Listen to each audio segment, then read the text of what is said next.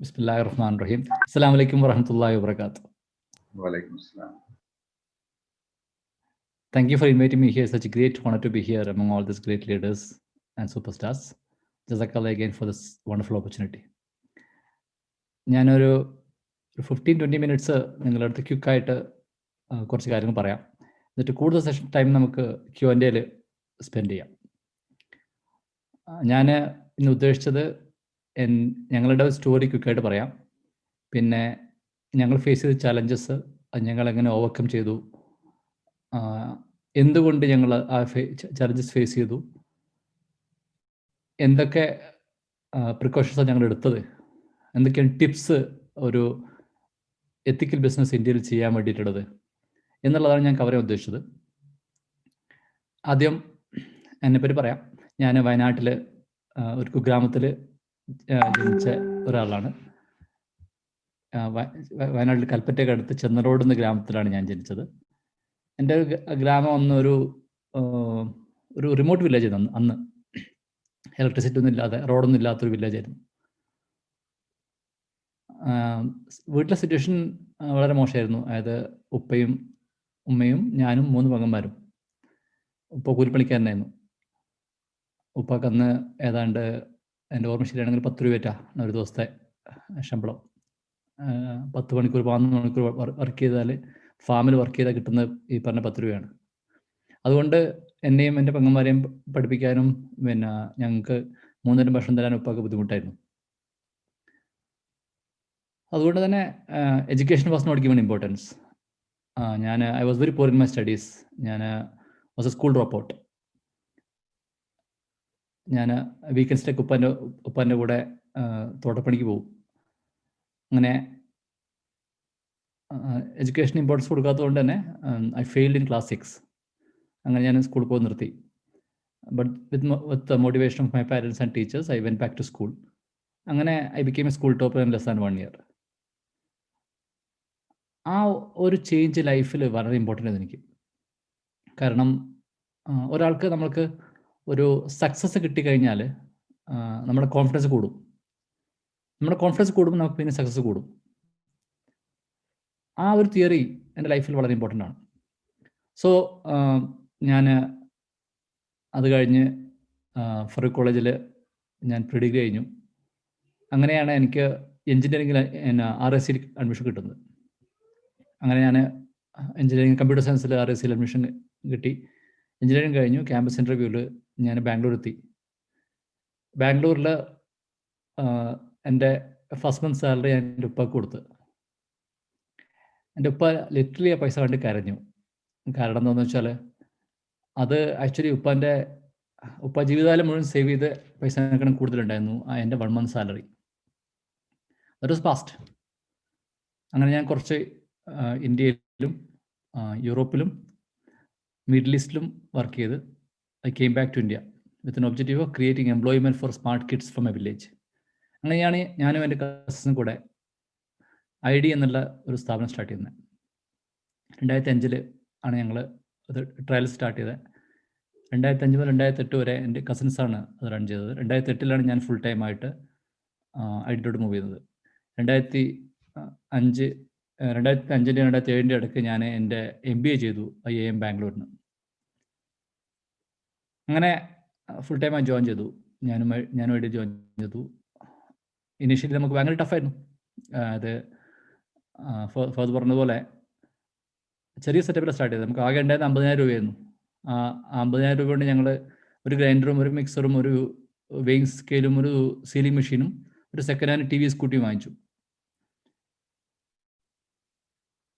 എന്നിട്ട് നമ്മൾ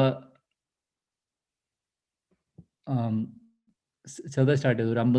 ഒരു ചെറിയൊരു കിച്ചൻ്റെ ഏരിയയിൽ 50 സ്ക്വയർ ഫീറ്റ് ഏരിയയിൽ ആണ് ഞങ്ങൾ സ്റ്റാർട്ട് ചെയ്തത്. By the way, do you want to speak in English or Malayalam?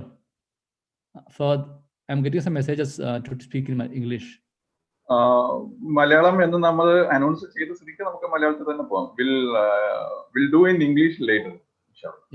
കുറെ ആൾക്കാർ എനിക്ക് പെർസണൽസ് അയക്കുന്നുണ്ട് ഇംഗ്ലീഷിൽ പറയണമെന്ന് പറഞ്ഞിട്ട്. Okay. It's about you. മലയാളത്തില് ബേസിക്കലി ഞങ്ങൾ ചെറുതായി സ്റ്റാർട്ട് ചെയ്തു. തുടക്കത്തിൽ തന്നെ ഞങ്ങൾക്ക് നല്ല പ്രശ്നമായിരുന്നു. അതായത് ഞങ്ങൾക്ക് 20 കസ്റ്റമർ കിട്ടാൻ വേണ്ടിയിട്ട് ഏതാണ്ട് ഞങ്ങൾക്ക് 9 മാസം എടുത്തു. 20 കസ്റ്റമറിൽ ഞങ്ങൾക്ക് 100 പാക്കറ്റ് ഡെയിലി വിൽക്കാൻ വേണ്ടിയിട്ട് ഞങ്ങൾക്ക് 9 മാസം എടുത്തു.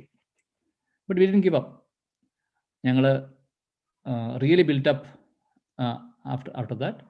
നല്ല ടഫായിരുന്നു ലൈഫ്. ഇന്നും അത്ര എളുപ്പമൊന്നുമല്ല. സോ അൽഹംദുലില്ലാ ദാറ്റ് വാസ് പാസ്റ്റ്. ടുഡേ നമ്മൾ വേറെ 1500 crore plus brand, selling world's best food. ലോകത്തിലെ ഏറ്റവും നല്ല ന്യൂട്രീഷ്യസ് ഫുഡായ ഇഡ്ഡലി ഏതാണ്ട് ഒരു ദിവസം ഒരു 12 ലക്ഷം 13 ലക്ഷം ആളുകൾക്ക് കൊടുക്കാൻ പറ്റുന്നുണ്ട് നമുക്ക്. പ്ലസ് നമ്മൾ ബാക്കിയുള്ള പ്രൊഡക്ഷൻ ചെയ്യുന്നുണ്ട്. നമ്മളിപ്പം we are present in 4 countries, 47 സിറ്റിയിൽ നമ്മൾ പ്രസൻസ് ഉണ്ട്. നമ്മളൊരു 1500-1600 ആളുടെ ടീമാണിപ്പോൾ. ഞാൻ ഈ കഥ പറഞ്ഞെന്താണെന്ന് വെച്ചാൽ, നിങ്ങളുടെ പല ആളുകളും ഞാൻ പണ്ട് ചെയ്ത ആ റോൾ ഇപ്പം ചെയ്യുന്ന ആളുകളാണ്.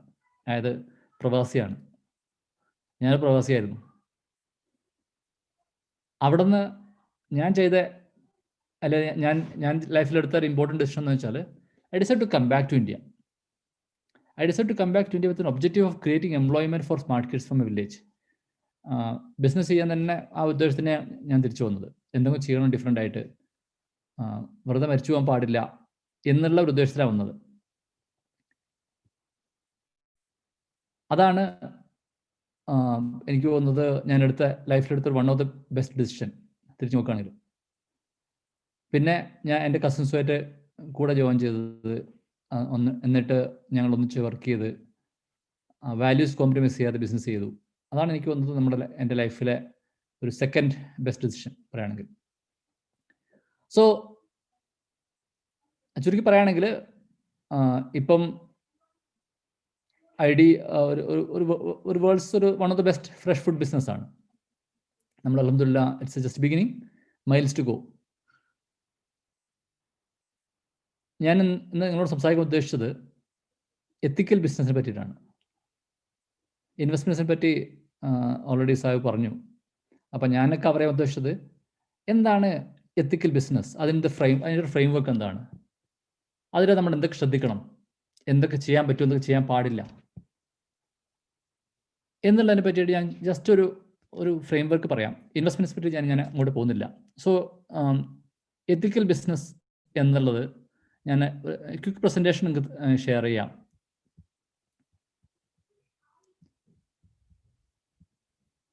കാണുന്നുണ്ടോ ഫഹദ്? യെസ്, കാണുന്നുണ്ട്. സോ ഞാൻ അടുത്തൊരു 15-20 മിനിറ്റ്സിൽ ഈ 4 പാർട്ടാണ് കവർ ചെയ്ത് ഉദ്ദേശിച്ചത്. ഞങ്ങളുടെ സ്റ്റോറി ഞാൻ ഓൾറെഡി കവർ ചെയ്ത് കഴിഞ്ഞു. എത്തിക്കൽ ബിസിനസ്സിൻ്റെ ഒരു ഫ്രെയിം വർക്ക് നമ്മൾ മനസ്സിലാക്കിയ രീതിയിലുള്ള ഒന്ന് പറയാം. ഒരു എക്സസൈസ് ചെയ്യാം നമുക്ക് ഇൻ ബിറ്റ്വീൻ, ബോറടിക്കാതിരിക്കാൻ വേണ്ടിയിട്ട്. എന്നിട്ട് നമുക്ക് ഞാൻ കുറച്ച് ടിപ്സും പറയാം, എന്തൊക്കെയാണ് ലോൺ അവോയ്ഡ് ചെയ്യാൻ വേണ്ടി നമ്മൾ ചെയ്തത്. അതാണ് എൻ്റെ ടോക്കിൻ്റെ സബ്ജക്റ്റ്. നിങ്ങൾ പല ആളുകളും എൻ്റെ അടുത്ത് പേഴ്സണൽ മെസ്സേജ് അയച്ചിട്ട് പറയുന്നു ഇതിനെപ്പറ്റി പറയണമെന്നുള്ളത്. ബട്ട് ആക്ച്വലി ഞാനതിൻ്റെ എക്സ്പെർട്ട് അല്ല. ഞാൻ ഫത്വ പറയാനോ അല്ലെങ്കിൽ ഇൻവെസ്റ്റ്മെൻറ്റിനെ പറ്റി പറയാനോ ഉള്ള എക്സ്പെർട്ട് അല്ല. എനിക്കാകെ പറയാൻ പറ്റുന്ന എൻ്റെ സ്റ്റോറിയും ഞങ്ങളുടെ എന്തൊക്കെ ഞങ്ങൾ ചാലഞ്ചസ് ഫേസ് ചെയ്തു, അത് ഞങ്ങൾ ഇപ്പം എന്തൊക്കെ ഡിഫറെൻ്റായി ചെയ്യുന്നുണ്ട് എന്നുള്ളതാണ്. അപ്പം ഈ 4 കാര്യങ്ങളാണ് ഞാൻ ഉദ്ദേശിച്ചത്. എൻ്റെ സ്റ്റോറി ഞങ്ങളുടെ സ്റ്റോറി ഓൾറെഡി ഞാൻ ക്വിക്കായി പറഞ്ഞു. ഇനി എന്താണ് എത്തിക്കൽ ബിസിനസ്? ഇതൊന്ന് ആരോ അനോട്ട് ചെയ്യുന്നുണ്ട്, ഒന്ന് സ്റ്റോപ്പ് ചെയ്യാൻ പറ്റുമോ?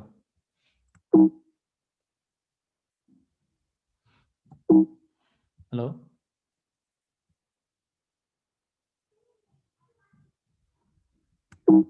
ഫഹദ് കേൾക്കണ്ടോ? ഫഹദ്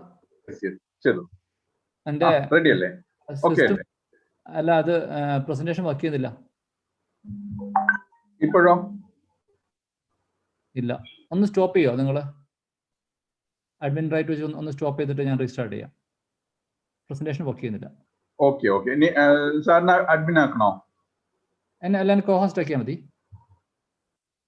കോഹോസ്റ്റ് ആണ്, ഓൾറെഡി കോഹോസ്റ്റ് ആണ്. ആരോ അനോട്ടേറ്റ് ചെയ്യുന്നുണ്ട്, അതാണ് ഭയങ്കര ഡിസ്റ്റർബൻസ് വരുന്നത്.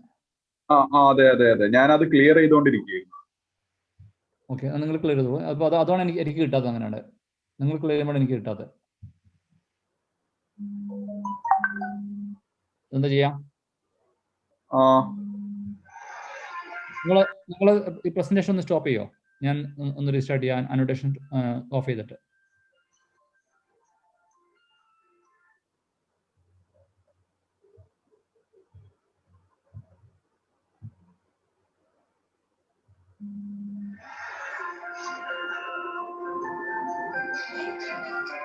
ഹലോ,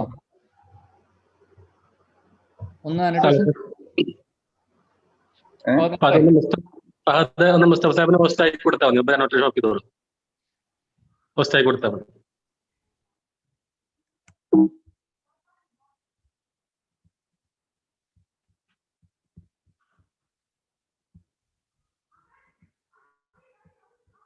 ഓക്കെ ഓക്കെ, ഒന്നുകൂടി ശരിയാ. സോറി. എല്ലാവരുടെ റിക്വസ്റ്റ് ഉള്ള വെച്ചാൽ അനോട്ടേഷൻ ഓപ്ഷൻ യൂസ് ചെയ്യരുത്.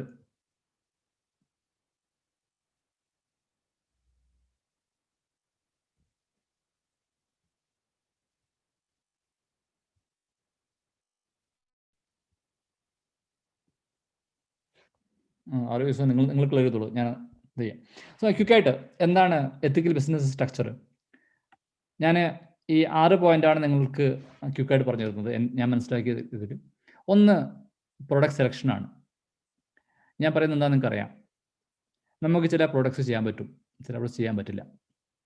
അത് ഓൾറെഡി പണ്ഡിതന്മാർ പറഞ്ഞിട്ടുണ്ട്, നമുക്ക് ഹദീസുകൾ അറിയാം.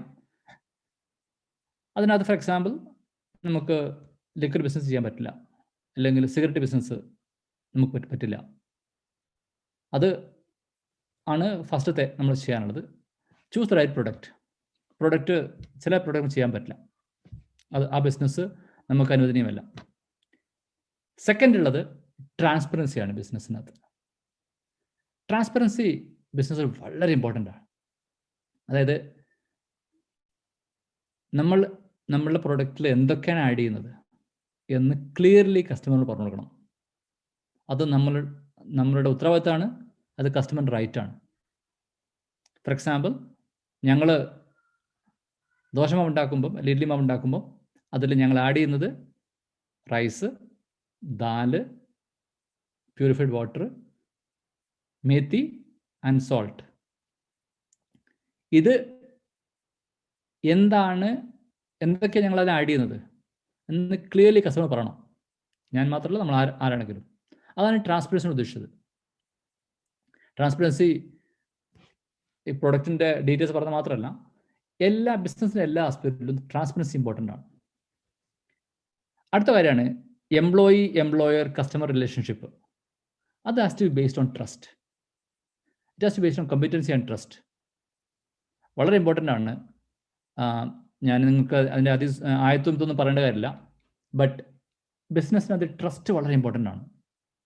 അപ്പം ഒരു എല്ലാവർക്കും ബെനിഫിറ്റ് ഉള്ള ഒരു റിലേഷൻഷിപ്പ് ബിൽഡ് ചെയ്യലാണ് ബിസിനസ്സിൻ്റെ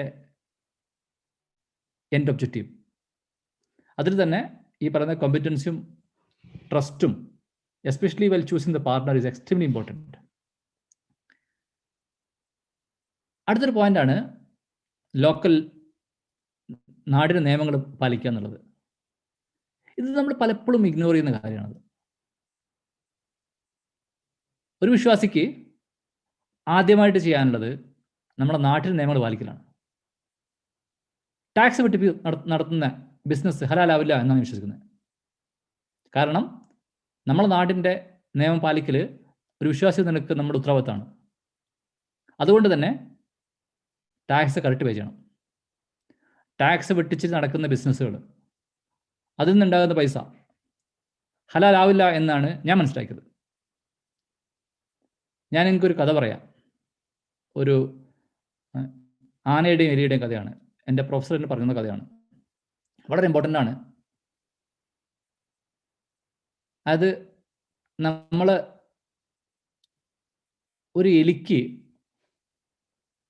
ഒരു സ്ട്രീറ്റ് ക്രോസ് ചെയ്യണമെങ്കിൽ, നമ്മളിപ്പം റിയാദിൽ ബത്ത എന്ന സ്ട്രീറ്റ് ക്രോസ് ചെയ്യണമെങ്കിൽ അതിനെങ്ങനെയും ക്രോസ് ചെയ്ത് പോവാം. അതിനാരും കാണില്ല, അത് ഉള്ളിൽ കൂടെ പോകാനുള്ള വഴി അതിനറിയാം. ബട്ട് ഒരു ആനയ്ക്ക് ബത്ത എന്ന സ്ട്രീറ്റ് ക്രോസ് ചെയ്യണമെങ്കിൽ എളുപ്പമല്ല, ആരും കാണാതെ പോകാൻ പറ്റില്ല. അതിന് ലോകം മുഴുവൻ അതിനെ വീക്ഷിക്കും. അതുകൊണ്ട് തന്നെ ബിസിനസ്സും അങ്ങനെ തന്നെയാണ്. എലിയെപ്പോലെ ചിന്തിച്ചിട്ട് ആനയെ പോലെ ആകാൻ പറ്റില്ല. ബിസിനസ്സിൽ ആനയാവണോ എലിയാവണോ എന്ന് നമ്മൾ ഡിസൈഡ് ഉണ്ട്. അതുകൊണ്ട് തന്നെ നാട്ടിലെ നിയമങ്ങൾ പാലിക്കൽ വളരെ ഇമ്പോർട്ടൻ്റ് ആണ്. ബിസിനസ് ഗ്രോ ചെയ്യാൻ ഇമ്പോർട്ടൻ്റ് ആണ്. ഒരു വിശ്വാസി എന്ന നിലക്ക് നമ്മളുടെ സമ്പാദ്യം ഹലാലാക്കാനും അത് ഇമ്പോർട്ടൻ്റ് ആണ്. അടുത്ത എൻ്റെ ഫേവറേറ്റ് സബ്ജക്റ്റാണ് ഇൻട്രസ്റ്റ്. ഞാൻ പറയേണ്ട കാര്യമില്ല, പലിശ തൊട്ട് കഴിഞ്ഞാൽ, പലിശയിലേക്ക് ഇറങ്ങി കഴിഞ്ഞാൽ ആ ബിസിനസ് ഹലാലാവില്ല എന്നാണ് ഞാൻ വിശ്വസിക്കുന്നത്. അല്ല, നമ്മൾ വിശ്വാസികൾ എന്ന നിലക്ക് നമ്മൾ വിശ്വസിക്കുന്നത്. ആൻഡ് ലാസ്റ്റ്, ഇതിനൊക്കെ കണക്ക് കൂട്ടിയിട്ട് എല്ലാ കൊല്ലവും സക്കാത്ത് കൊടുത്താലാണ് നമ്മളുടെ സമ്പത്ത് ശുദ്ധീകരിക്കാൻ പറ്റുള്ളൂ. അല്ലെങ്കിൽ കൊടുത്തിട്ടില്ലെങ്കിൽ ആ സ്വത്തും നമ്മൾക്ക് ഹലാലാവില്ല. അല്ലേ, നമ്മുടെ അടുത്തുള്ള ഫുൾ സ്വത്ത് ഈ പറയുന്ന ഹറാമായി പോകും. അതുകൊണ്ട് തന്നെ ഈ 6 കാര്യങ്ങൾ വളരെ ശ്രദ്ധിക്കേണ്ട കാര്യമാണ്. Choose the right product. ചില പ്രോഡക്റ്റ് ചെയ്യാൻ പറ്റില്ല. ട്രാൻസ്പെറൻസി, അത് എല്ലാം വ്യക്തമായിട്ട് കസ്റ്റമറിനോട് പറഞ്ഞു കൊടുക്കുക. ഞാൻ ഈ ട്രാൻസ്പെറൻസി കൊണ്ട് ഞാൻ ഉദ്ദേശിച്ച് ഞാൻ ഒരു എക്സാമ്പിൾ പറയാം. നമ്മുടെ നാട്ടിൽ സ്ഥലക്കച്ചവടക്കാരുണ്ടാവും, റിയൽ എസ്റ്റേറ്റ്.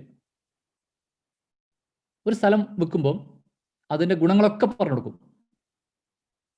ബട്ട് അതിൻ്റെ ദോഷങ്ങൾ അറിയുന്ന ദോഷങ്ങൾ പറയില്ല. ആ ബിസിനസ് ഹലാലാവില്ല. കാരണം എന്ന് വെച്ചാൽ ട്രാൻസ്പെറൻസി ബിസിനസ്സിൽ വളരെ ഇമ്പോർട്ടൻ്റ് ആണ്. ഇൻഫർമേഷൻ ഹൈഡ് ചെയ്ത് കഴിഞ്ഞാൽ അത് അവരുടെ ഹക്കാണ് നമ്മൾ ഹൈഡ് ചെയ്യുന്നത്. അതുകൊണ്ട് തന്നെ ട്രാൻസ്പെറൻസി വളരെ ഇമ്പോർട്ടൻ്റ് ആണ്.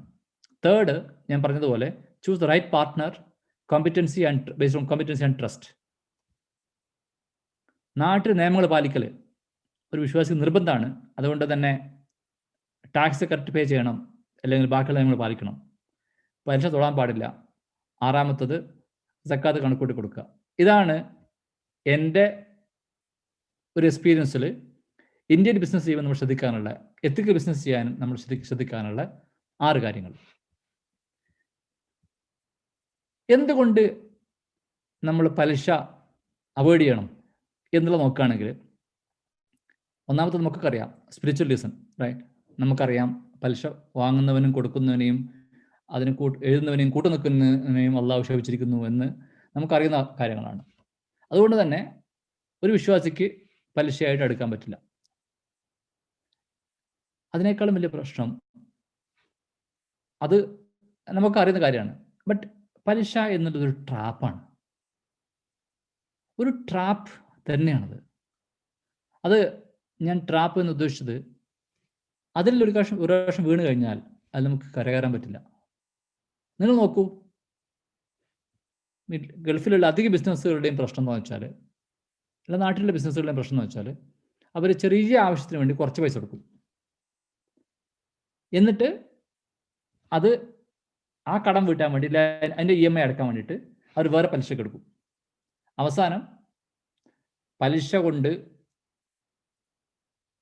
ബുദ്ധിമുട്ടി ബിസിനസ് പൂട്ടിപ്പോകുന്ന ആളുകളുണ്ട്, ആത്മഹത്യ ചെയ്യുന്ന ആളുകളുണ്ട്, ബാക്കിയുള്ള സിറ്റുവേഷൻ എത്തിപ്പെടുന്ന ആളുകളുണ്ട്. പക്ഷേ ഇഹലോകം പരലോകം നഷ്ടപ്പെടും പലിശ. അതുകൊണ്ട് തന്നെ പലിശ എന്നുള്ളൊരു ട്രാപ്പാണ് മനസ്സിലാക്കിയിട്ട് അതിൽ നിന്ന് വിട്ടു നിൽക്കലാണ് വിശ്വാസിയുടെ കടമ. അടുത്ത കാര്യം, പലിശ ഇല്ലാത്ത ബിസിനസ്സിന് മനസ്സമാധാനം ഉണ്ടാവും, പീസ് ഓഫ് മൈൻഡ് ഉണ്ടാവും. ഞങ്ങളുടെ എക്സ്പീരിയൻസ് അതാണ്. വേറൊരു കാര്യമുള്ളത് ക്രിയേറ്റിവിറ്റിയാണ്. പലിശയുള്ള ഒരു ബിസിനസ്സിൻ്റെ പ്രശ്നം എന്താണെന്ന് വെച്ചാൽ, അവരുടെ പ്രയോറിറ്റി എങ്ങനെയെങ്കിലായിട്ട് ഈ മാസത്തെ EMI അടക്കണം, അതിനുള്ള പൈസ സ്വരൂപിക്കണം. അതാണ് അവരുടെ റെസ്പോൺസിബിലിറ്റി, അല്ല അവരുടെ പ്രയോറിറ്റി. അതുകൊണ്ട് തന്നെ ബിസിനസിൻ്റെ ഇമ്പോർട്ടൻ്റ് പാർട്ടായ ഇന്നോവേഷനിൽ അല്ലെങ്കിൽ ക്രിയേറ്റിവിറ്റിയിൽ അവർക്ക് അധികം സ്പെൻഡ് ചെയ്യാൻ പറ്റില്ല. എൻ്റെ എക്സ്പീരിയൻസിൽ പലിശ ഇല്ലാത്ത ബിസിനസ്സുകൾക്ക് ക്രിയേറ്റിവിറ്റി കൂടും. അടുത്തത് നമുക്ക് പ്രൊഡക്റ്റീവ് യൂസ് ഓഫ് ക്യാപിറ്റൽ. നിങ്ങൾ അതിൻ്റെ സയൻസിലേക്ക് അല്ല കാൽക്കുലേഷനെ പോകുന്നില്ല. എഫക്റ്റീവ് പറയുകയാണെങ്കിൽ പലിശയുള്ള ബിസിനസ്സിൻ്റെ റിട്ടേൺ ഓൺ ക്യാപിറ്റൽ നോക്കുകയാണെങ്കിലും പലിശ ഇല്ലാത്ത ബിസിനസ്സിൻ്റെ റിട്ടേൺ ഓൺ ക്യാപിറ്റൽ നോക്കുകയാണെങ്കിലും പലിശ ഇല്ലാത്ത ബിസിനസ്സിൻ്റെ റിട്ടേൺ ഓൺ ക്യാപിറ്റലായിരിക്കും ബെറ്റർ. അടുത്ത കാര്യം, വെൽത്ത് ഉണ്ടാക്കാൻ അത്ര ബുദ്ധിമുട്ടൊന്നുമില്ല, സമ്പത്ത് ഉണ്ടാക്കാത്ത ബുദ്ധിമുട്ടൊന്നുമില്ല. ബട്ട് വാല്യൂസ് കോംപ്രമൈസ് ചെയ്യാതെ വെൽത്ത് ഉണ്ടാക്കുന്നത് ടഫാണ്. അതായത് നമുക്കൊക്കെ ചിലപ്പം അള്ളാഹു ബർക്കത്ത് ചെയ്യും, പക്ഷെ ആ സ്വത്തിൽ നേമത്ത് ഉണ്ടാവുമോ? നേമത്ത് ചെയ്യും, ആ സ്വത്തിൽ ആ നേമത്തിൽ ബർക്കത്ത് ഉണ്ടാവുമോ? ഡൗട്ട്ഫുള്ളാണ്. പലിശ തൊട്ട സ്വത്ത്, പലിശ തൊട്ട ബിസിനസ്സിൽ ബർക്കത്ത് ഉണ്ടാവില്ല. അതുകൊണ്ട് തന്നെ പലിശ വിട്ടു നിൽക്കണം ഒരു വിശ്വാസി, ഏത് ബിസിനസ്സുകാരനും. പിന്നെ short term versus long term നോക്കുകയാണെങ്കിൽ ഷോർട്ട് ടേമിൽ നിങ്ങൾക്ക് മനസ്സിലാവും ചിലപ്പം പലിശ എടുക്കുന്നത് നല്ലതെന്നുള്ളത്. കാരണം നിങ്ങൾ ഇമ്മീഡിയറ്റ് പ്രശ്നങ്ങൾ സോൾവ് ചെയ്യാൻ പലിശ പലിശ എടുത്തു കഴിഞ്ഞാൽ പലിശയ്ക്ക് ലോൺ എടുത്ത് കഴിഞ്ഞാൽ ചിലപ്പോൾ നടക്കും. ബട്ട് ലോങ് ടേമിൽ it's a trap. Don't fall into the trap. അതുകൊണ്ടാണ് ഞാൻ പറയുന്നത്, നമ്മൾ പേഴ്സണൽ ലൈഫിലും ബിസിനസ്സിലും ഇൻട്രസ്റ്റ് കംപ്ലീറ്റ് വിട്ടു നിൽക്കണം. നമ്മൾ ഒരു ബിസിനസ്സുകാരൻ നിൽക്കും, ഒരു വിശ്വാസി നിൽക്കും. എൻ്റെ എക്സ്പീരിയൻസ് ഞാൻ പറയാണ്, interest is a trap. Don't fall into that. Ethical issues നോക്കുകയാണെങ്കിൽ ബിസിനസ്സിൻ്റെ അല്ല, ഒരു വിശ്വാസി നിനക്ക് നോക്കുകയാണെങ്കിൽ ഞാൻ പറഞ്ഞല്ലോ നേരത്തെ, അതൊരു ട്രാപ്പാണ്. ആ ട്രാപ്പ് നമുക്കറിയാം.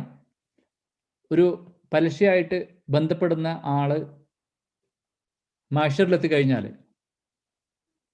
അയാൾ താഴ്ത്തി വീഴും, എണീക്കാൻ ശ്രമിക്കും, പിന്നെ താഴ്ത്തി വീഴും, പിന്നെ എണീക്കാൻ ശ്രമിക്കും. അതേപോലെ തന്നെ ഈ ലോകത്ത് നടക്കുന്ന പലിശക്കെടുത്ത ആള് എങ്ങനെയെങ്കിലും പലിശ കരകയറാൻ നോക്കും, വേറെ പലിശ കൊടുക്കും, പിന്നെയും വീഴും, പിന്നെയും കരകയറാൻ നോക്കും. അതുകൊണ്ട് തന്നെ ഒരു വിശ്വാസം നിലക്ക് നമ്മൾക്ക് പലിശയായിട്ട് ഇടപെടാൻ പറ്റില്ല.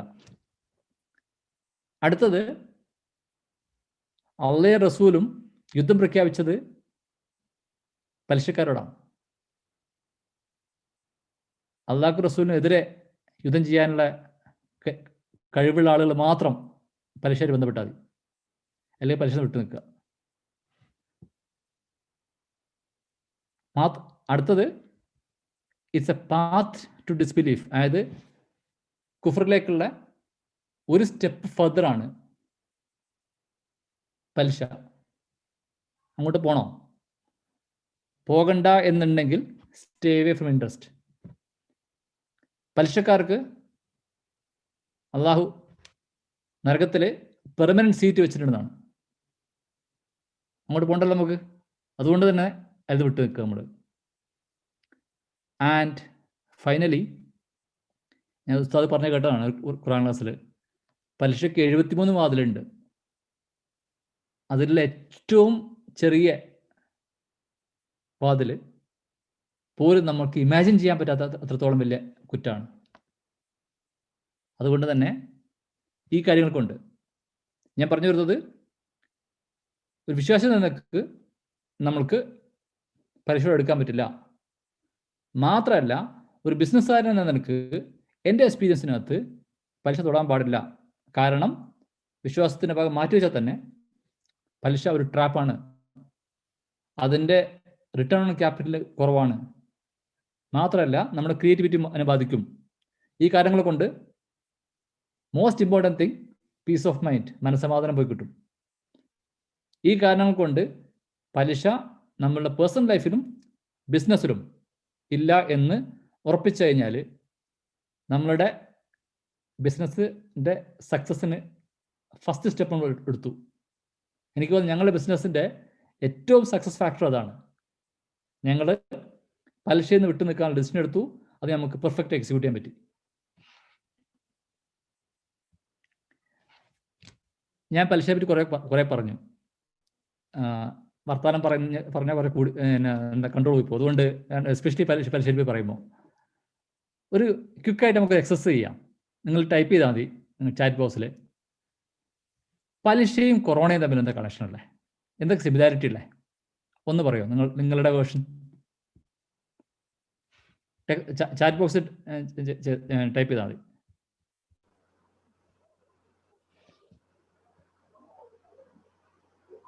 ഇറ്റ് മൾട്ടിപ്ലൈസ് എക്സ്പോണൻഷ്യൽ, അത് സ്പ്രെഡ് ആവും. രണ്ടും ട്രാപ്പാണ്, രണ്ടും പാൻഡമിക് ആണ്. കറക്റ്റ്.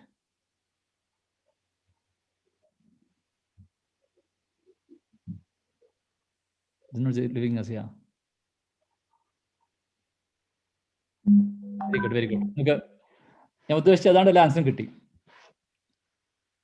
രണ്ടിനും തമ്മിലൊരു സിമിലാരിറ്റി ഉണ്ട്. എന്താണെന്ന് വെച്ചാൽ രോഗം എന്താണെന്ന് നമുക്കറിയാം. കൊറോണ ഒരു രോഗം നമുക്കറിയാം, പലിശയും ഒരു രോഗം നമുക്കറിയാം. ആ രോഗം വരുന്ന വഴികൾ നമുക്കറിയാം, അല്ലേ? കൊറോണ എങ്ങനെ വരുന്ന നമുക്കറിയാം. നമുക്കറിയാത്തത് തന്നെ മരുന്നാ. കൊറോണക്കും നമുക്ക് മരുന്നറിയില്ല. എങ്ങനെ പലിശ വിട്ടു നിൽക്കാൻ പറ്റുമെന്ന് നമുക്ക് മരുന്നറിയില്ല. എനിക്ക് പെർഫെക്റ്റ് സൊല്യൂഷൻ ഒന്നും എടുത്തില്ല. ഞാൻ ശരിയായി ഉദ്ദേശിച്ചത് എൻ്റെ എക്സ്പീരിയൻസിൽ ഞങ്ങൾ യൂസ് ചെയ്ത കുറച്ച് ടിപ്സ്, അല്ല ഞങ്ങൾ ഫോളോ ചെയ്ത കുറച്ച് ടിപ്സ്, അത് ഈ രോഗത്തു നിന്ന് മാറി നിൽക്കാനുള്ള, അല്ല രോഗത്തിൽ നിന്ന് പ്രൊട്ടക്റ്റ് ചെയ്യാനുള്ള കുറച്ച് ടിപ്സാണ്. അതായത് മാസ്ക് ഉപയോഗിക്കണം, കൊറോണ വരാതിരിക്കണം മാസ്ക് ഉപയോഗിക്കണം, അല്ലെങ്കിൽ പിന്നെ ഹാൻഡ് വാഷ് ചെയ്യണം, സാനിറ്റൈസേഷൻ ചെയ്യണമെന്നൊക്കെ പറയുന്നില്ലേ. അതേപോലെ തന്നെ പലിശ എന്ന രോഗം നമ്മൾക്കും നമ്മുടെ ബിസിനസ്സിനും വരാതിരിക്കാൻ വേണ്ടിയിട്ടുള്ള കുറച്ച് ടിപ്സ് ഞാൻ നിങ്ങൾക്ക് ഷെയർ ചെയ്യാം. ഒന്നാമത്തെ കാര്യം, do it for A purpose. അതായത് പലിശക്കെതിരെ യുദ്ധം ചെയ്യുന്നത് ഒരു എളുപ്പമുള്ള കാര്യമല്ല. നമുക്ക് ഒരു യുദ്ധത്തിൽ പുറപ്പെടുമ്പം ഏത് സമയത്തും നമുക്ക് അറ്റാക്ക് വരാം. അതേപോലെ തന്നെയാണ് പലിശ ഇല്ലാതെ ബിസിനസ് ചെയ്യണം എന്ന് നമ്മളുടെ നിയ്യത്ത് ഉണ്ടാക്കുക. ആദ്യം ഫസ്റ്റ് വേണമെങ്കിൽ നിയ്യത്താണ്. എന്ത് തന്നെ പറ്റിയാലും,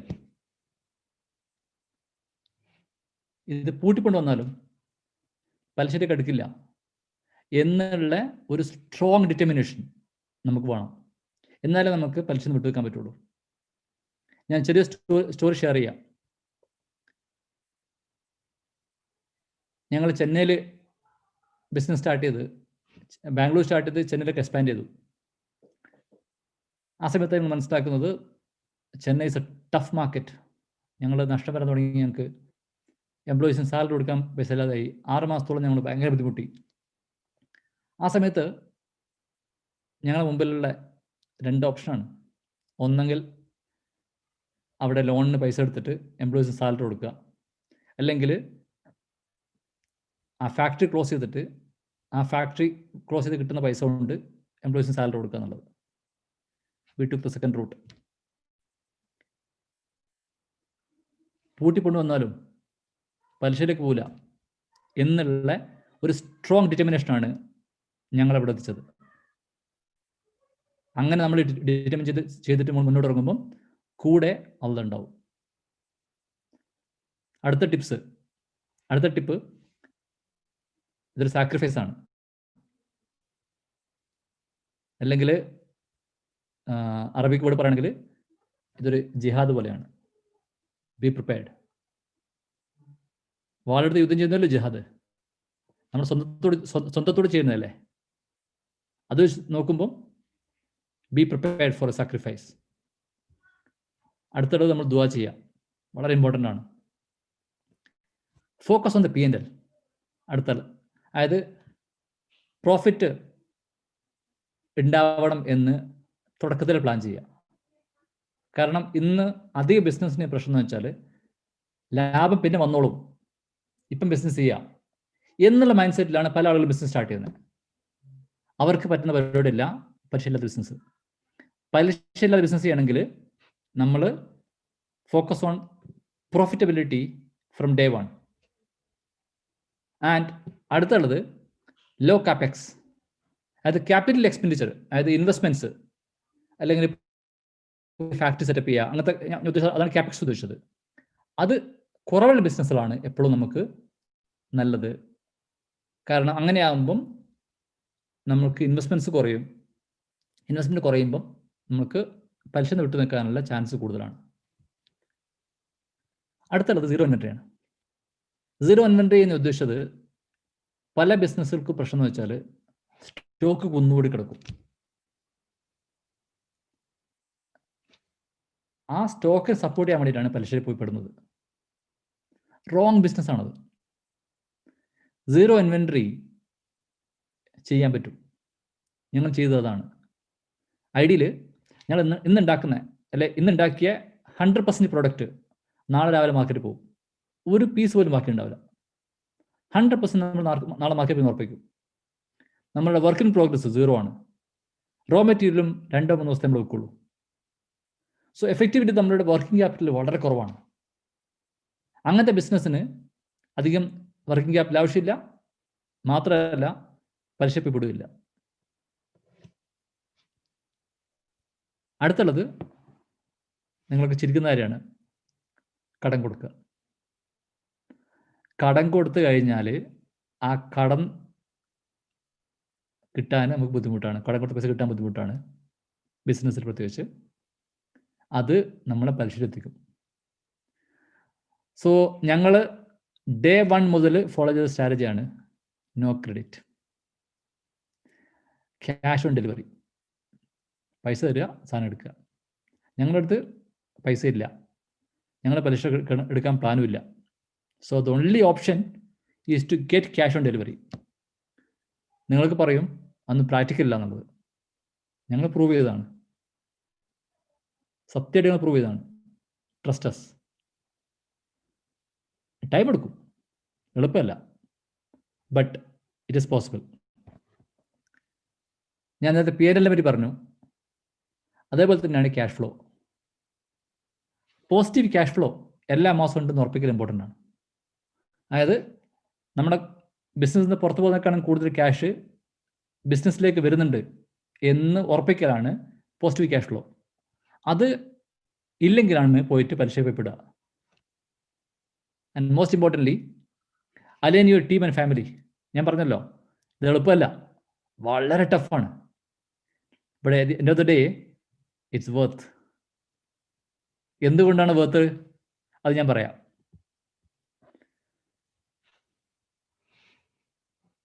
നമ്മൾ എന്തൊക്കെ ചെയ്യാൻ പറ്റും ബിസിനസ്സിനകത്ത് നമ്മൾക്ക് പലിശ വിട്ടു നിൽക്കാൻ വേണ്ടിയിട്ട്? ഒന്ന്, we have to get investors. ഇൻവെസ്റ്റേഴ്സിനെ നമ്മൾ അട്രാക്ട് ചെയ്യണമെങ്കിൽ അതിനകത്ത് ഒരു കാര്യം എന്ന് വെച്ചാൽ ഫോക്കസ് ഓൺ ഇന്നോവേഷൻ. ഞങ്ങളുടെ പ്രൊഡക്ട്സ് നിങ്ങൾക്ക് അറിയായിരിക്കും. ഞങ്ങളുടെ വട, അല്ലെങ്കിൽ ഞങ്ങളുടെ കോക്കനട്ട്സ്, 2 കോക്കനട്ട് ആണെങ്കിലും ഗെറ്റ് കോക്കനട്ട് ആണെങ്കിലും അതൊക്കെ തുളയുള്ള പ്രൊഡക്ട്സ് ആണ്. ആ പ്രൊഡക്ട്സിന് തുളയിട്ടിട്ടാണ് ഞങ്ങൾ ഇന്നോവേഷൻ ചെയ്തത്. ബട്ട് ഞങ്ങൾ ബിസിനസ് തുളയില്ല, വാല്യൂസ് ഞങ്ങൾ കോംപ്രമൈസ് ചെയ്തിട്ടില്ല. അപ്പോൾ തുളയുള്ള പ്രൊഡക്ട്സും തുളയില്ലാത്ത ബിസിനസ് മോഡലുമാണ് ഇൻവെസ്റ്റേഴ്സിന് താല്പര്യം. So focus on innovation. And അങ്ങനെ നമുക്ക് ഇൻവെസ്റ്റേഴ്സിന് അട്രാക്ട് ചെയ്യാം. ഇൻവെസ്റ്റേഴ്സിനെ അട്രാക്ട് ചെയ്താൽ നമുക്ക് പലിശക്ക് ആവശ്യമില്ല. ഐഡിക്ക് ഞങ്ങൾ 2 റൗണ്ട് ഫണ്ടിങ് എടുത്തു. ഫസ്റ്റ് റൗണ്ട് ഞങ്ങൾ 2014 എടുത്തത്. അത് ഹീലിൻ വെഞ്ചേഴ്സ് എന്നാണ് എടുത്തത്. ഞങ്ങൾ 35 crores ഞങ്ങൾ അന്ന് എടുത്തത്. ഞങ്ങൾ 3 വർഷം മുമ്പ് അസീം പ്രേംജി 150 crores ഐഡിയിൽ ഇൻവെസ്റ്റ് ചെയ്തു. എന്നിട്ട് ആണ് ഞങ്ങൾ ബിസിനസ് ചെയ്യുന്നത്. Just 1 second.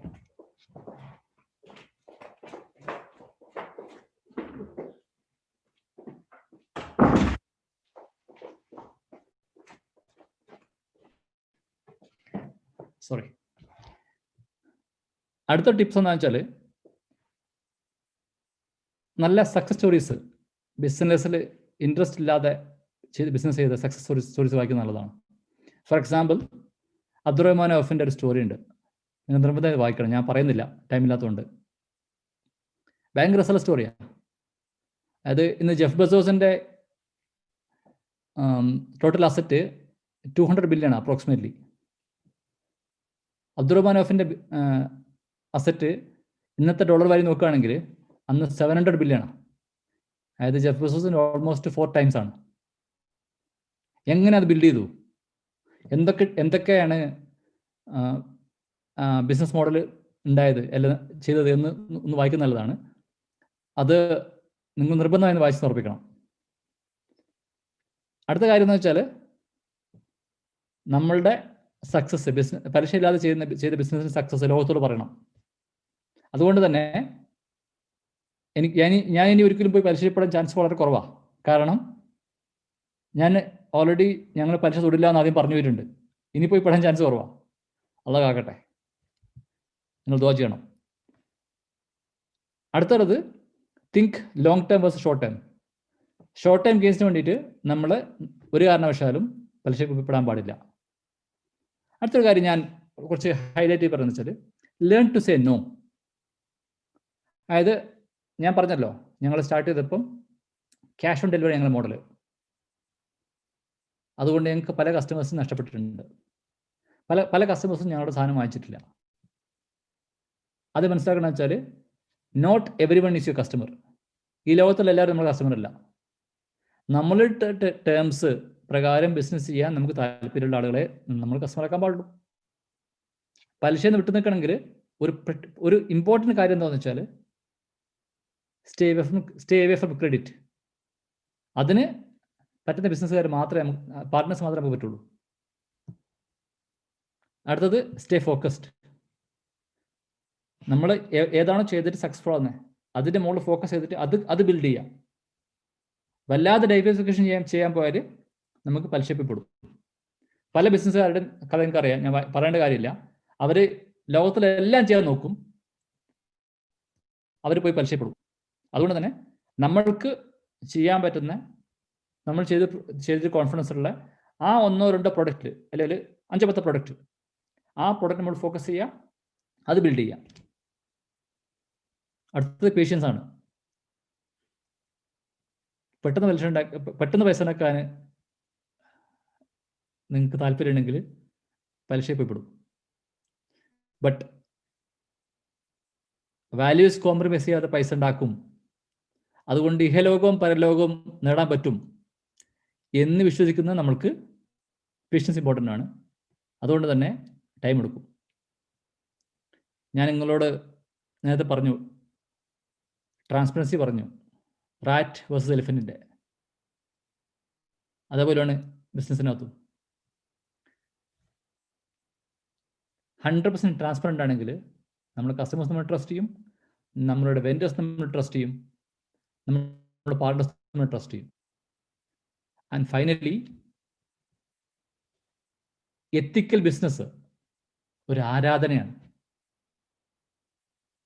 അതിൻ്റെ എത്തിക്കൽ ബിസിനസ് ചെയ്തിട്ട്, അതായത് വാല്യൂസ് കോംപ്രമൈസ് ചെയ്യാതെ ബിസിനസ് ചെയ്ത ആളുകൾക്ക് അള്ളാഹുവിൻ്റെ വാഗ്ദാനം ഒരു ഷഹീദിൻ്റെ കൂലിയാണ്. ഇതിലും വലിയ റീസൺ വേണോ നമുക്ക് വാല്യൂസ് കോംപ്രമൈസ് ചെയ്യാണ്ട് ബിസിനസ് ചെയ്യാൻ വേണ്ടിയിട്ട്? എളുപ്പമല്ല, ബട്ട് ഇറ്റ്സ് വർത്ത്. ഞാൻ ചുരുക്കി പറയാം, ഞാൻ പറഞ്ഞ കാര്യങ്ങൾ. വാല്യൂസ് കോംപ്രമൈസ് ചെയ്യാതെ ബിസിനസ് ചെയ്ത് കഴിഞ്ഞാൽ നമുക്ക് ഇഹലോകത്തിന് ജയിക്കാൻ പറ്റും, പരലോകത്തിന് ജയിക്കാൻ പറ്റും, മനസ്സമാധാനം ഉണ്ടാവും. മോറോവർ, നമ്മൾ ഇന്ന് മരിച്ചു പോയാലും നമ്മളൊരു ബാധ്യതയില്ലാതെ നമുക്ക് മുന്നോട്ട് പോകാം. അതുകൊണ്ട് തന്നെ എനിക്ക് നിങ്ങളോട് പറയാനുള്ളത്, ബിസിനസ് ഒരു ആരാധനയാണ് എന്ന് വിശ്വസിക്കുന്ന ആൾക്കാരാണ് നമ്മൾ. അതിൽ ഹറാം കടന്നുകൂടില്ല എന്ന് ഉറപ്പിക്കുക.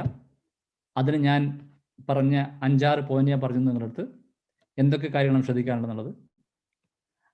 ആ കാര്യം ശ്രദ്ധിച്ചു കഴിഞ്ഞാൽ ബിസിനസ് നമുക്ക് വിജയിപ്പിക്കാൻ പറ്റും. കാരണം